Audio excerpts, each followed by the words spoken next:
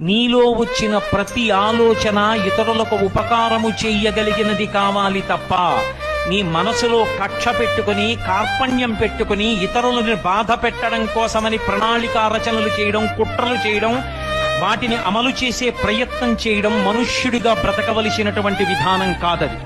కాబట్టి ఎప్పుడూ మనసులో ఉండవలసినది ఏది అంటే ఉపకార బుద్ధి. నా వలన ఎంతమందికి ఉపకారం జరుగుతుంది, అదొక్కటే.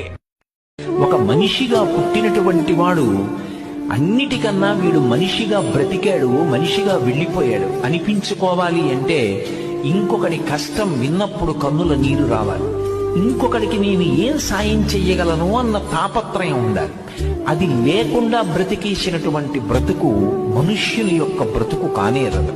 అటువంటి మనిషి తన కొరకు తాను అని బ్రతకడం కాకుండా పరుల హితము కొరకు కూడా బ్రతకాలి. ఎప్పుడూ ఇతరులకు ఉపకారం చెయ్యాలని తాపత్రయపడేటటువంటి వ్యక్తిని పంచభూతములు సర్వదా రక్ష చేస్తూ ఉంటాయిట. అంత గొప్పది ఆ